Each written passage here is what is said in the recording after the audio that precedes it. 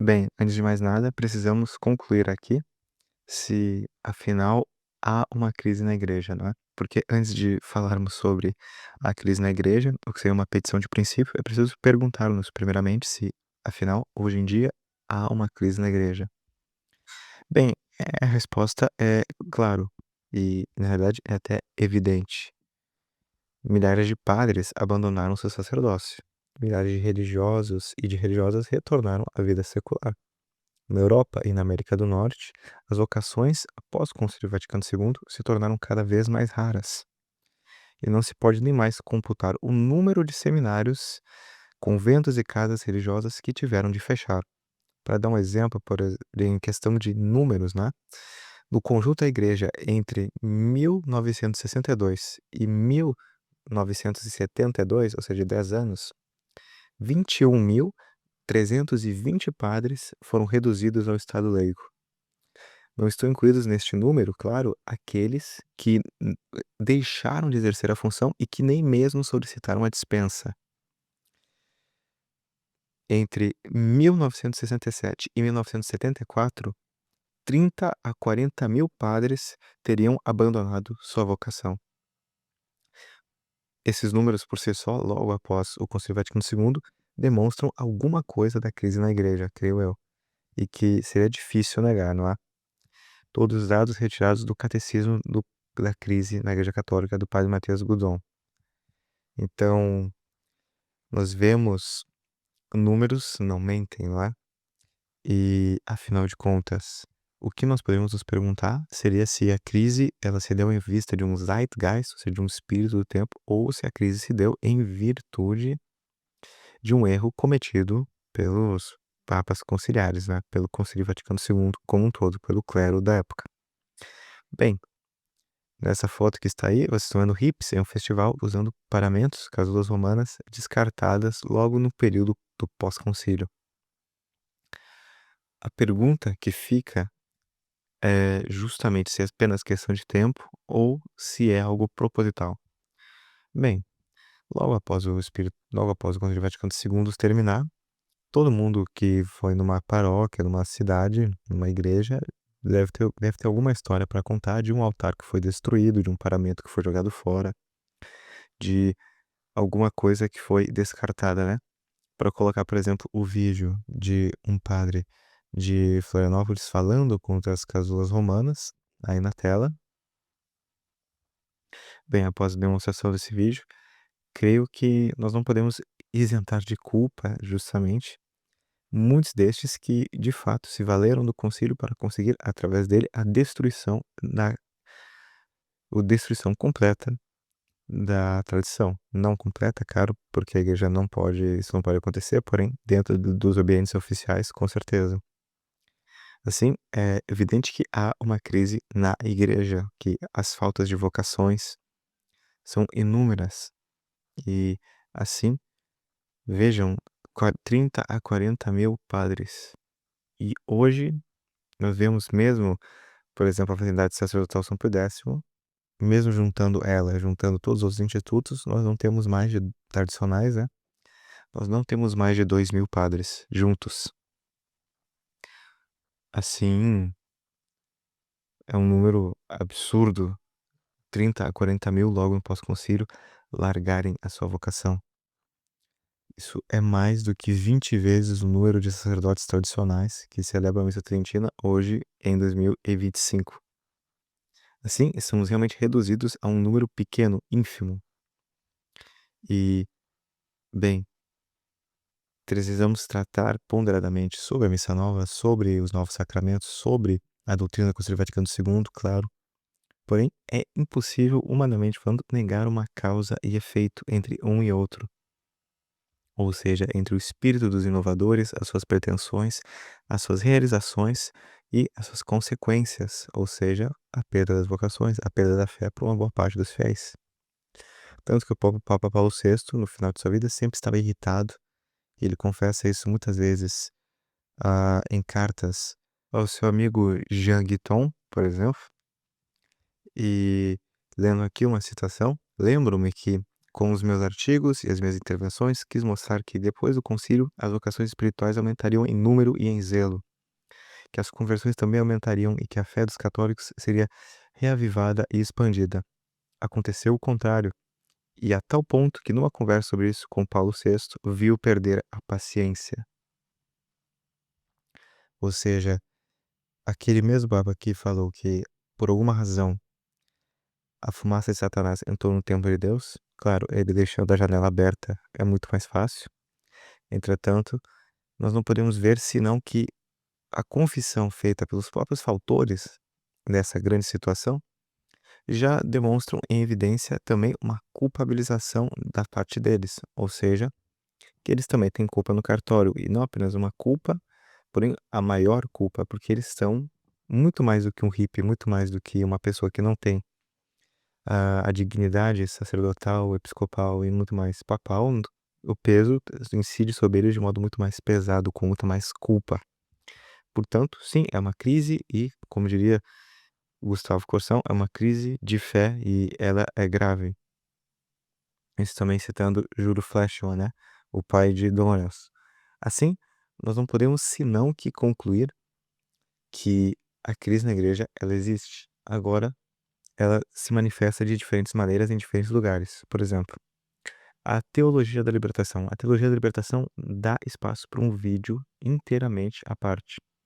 Porém, a teologia da libertação, ela já foi tão falada no Brasil, na América Latina, que como uma cortina de fumaça, e esse é o problema da sua instrumentalização enquanto tema. Nós podemos dizer que ela é uma cortina de fumaça, justamente porque a instrumentalização da teologia da libertação não tem senão como propósito dizer que, na realidade, é somente alguns padres, alguns bispos, alguns sacerdotes que são desviados da doutrina da Igreja Católica por causa da teologia da libertação, que são a crise na igreja. Eles resumem a crise na igreja. Quando não, muito pelo contrário. Tanto que a teologia da libertação ela não existiu na Europa, não no mesmo nível que no Brasil, e nós vemos que a Europa está em um estado de fé até pior do que o Brasil. Então, na realidade, não. A teologia da libertação é um dos frutos, uma das consequências do Concílio Vaticano II e da sua doutrina. Não a única situação, justamente, de crise na igreja. Muito pelo contrário.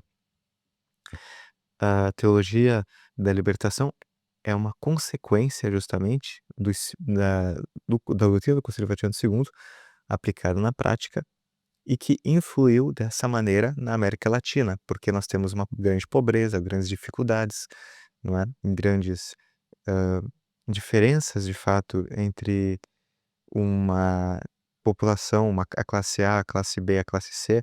Há, de fato, uma desigualdade muito grande e que poderia incidir, sim, a caridade cristã, justamente porque os ricos são ricos para ajudarem os pobres e os pobres são pobres justamente para solicitarem ajuda dos ricos com humildade e assim que todo mundo possa se ajudar mutuamente através da virtude, vendo as diferenças como um bem, porque elas são a ocasião para o exercício das virtudes, como a igreja sempre fez, e porque Deus, ele não é justamente inconsciente do valor e do suor e do sangue humano, não, pelo contrário, ele se compadece disso, ele não é indiferente, ainda assim, não é colocando o pobre no lugar de Deus que vamos solucionar essa questão, essa situação. Pelo contrário, porque os pobres, de certo modo, sim, espelham a Cristo, que era pobre, porém, espelham. O espelho não é a imagem em si mesma, ela é apenas uma tentativa de refleti-la. E dessa maneira, eles devem também ser tratados com dignidade, justamente porque Cristo assim desejou. E porque ele, é claro, se valeu dessa analogia, deste reflexo, para ensinar um pouco sobre de modo teológico, né? Ou seja, sobre o seu reino não ser deste mundo. Ainda assim, isso é apenas uma situação entre tantas outras. O que prevaleceu, sobretudo na Europa, foi a Nouvelle Teologia, ou seja, a nova teologia, e esse espírito da existencialista do final da Segunda Guerra Mundial, no pós-guerra, que levou, consequentemente, a uma grande dúvida de consciência, uma dúvida de fé, da por parte de uma grande leva de intelectuais. Deste modo, nós vimos gradualmente, gradativamente, acontecer uma diferença, uma mudança bastante grave, justamente em muitos sentidos. Deste modo, nós vemos uma doutrinas, sobretudo de caráter humanista, existencialista, subjetivista, se espalhando ao redor de toda a Europa, de modo a colocar todos numa certa dúvida de fé, vendo as dificuldades da Segunda Guerra Mundial e buscando compreendê-las com a ótica de Deus, né? Como é que pode ser possível que só que Deus exista e que isso tenha acontecido? Resumidamente. Assim, na Europa se deu uma crise de um caráter muito mais intelectual, que justamente por não termos estes meios e essa capacidade de adesão na América Latina como um todo, porque uma boa parte da população passa por dificuldades que são muito mais imediatas do que dificuldades de fato espirituais, porém dificuldades materiais. Deste modo, o que aconteceu foi que aqui repercutiu de uma outra maneira, porém é a adaptação da mesma doutrina. Assim, colocar a teologia da libertação, ela só é um malho no Brasil, por assim dizer, na América Latina. Não colocá-la como de fato a causa da crise da igreja, que é universal e não particular, e que nitidamente afeta todos os países, seria uma grande falácia, e não é isso que nós devemos e podemos admitir. Não, pelo contrário, a crise, antes de mais nada, é a aceitação dessas doutrinas humanistas, subjetivistas, dentro da igreja por meio destes homens, que consequentemente levou também numa adaptação dessas mesmas doutrinas a outros países, a criação da teologia da libertação, como uma maneira de batizar o marxismo e a imanência, né, materialista e todo esse discurso de luta de classes. Resumidamente, é isto. Entretanto, e isto é apenas um dos males, não é o male por si, que não podemos dizer senão que é uma consequência entre causa e efeito do Concílio Vaticano II, resumidamente, que gerou não apenas os males no Brasil, na América Latina, porém em toda a Igreja.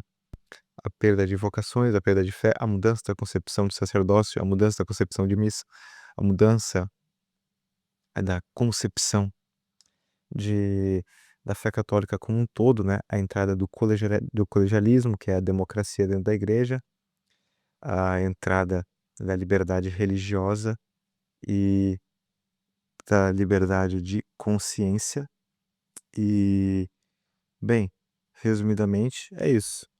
Ou seja, a democracia, que seria justamente o colegialismo, a liberdade religiosa, a liberdade de consciência, né, que de uma tolerância se degenerou numa liberdade, justamente porque o próprio magistério, Concílio Vaticano II, o magistério, ele dá a entender, por causa dessas ambiguidades, a possibilidade para muitas coisas, e em vista disso, como em dubis libertas, ou seja, em dúvida é liberdade, em dúvida é liberdade, não podemos concluir senão que, de fato, nas num discurso ambíguo, tolerância se traduz por liberdade irrestrita, ou seja, um mal que é tolerado porque não é possível eliminá-lo agora, ou não é prudencial eliminá-lo agora por completo, ele passa, na realidade, a ser aceito até como um bem, porque a tolerância implica um mal, a liberdade implica um bem, resumidamente. E assim, dando uma dúvida tão ampla, tão larga, em tantos campos da teologia católica, nós não podemos esperar senão que, abrindo-se tantas possibilidades, cheguemos às piores conclusões, justamente porque vemos então uma igreja que está sendo conduzida por loucos e que acaba dando margem para todo tipo de liberdade que se converte então, na realidade, numa licenciosidade, numa libertinagem, dando espaço a tudo e todos, tudo e todos, tudo e todas, exceto para a tradição católica, porque onde a mentira é permitida, a verdade é proibida, porque a verdade justamente causa um incômodo que é absoluto àqueles que desejam permanecer no erro. Resumindo, é isso. Então, essa é a grande crise do Vaticano II, e não podemos concluir senão que ela vem, justamente, a crise da Igreja Católica pela qual ela passa agora, esta que estamos, não a crise ariana, não crises passadas, porém a que estamos agora, ela não é senão que uma consequência do Concílio Vaticano II. E é isso que deve ser esclarecido, deve ser claro para todos nós.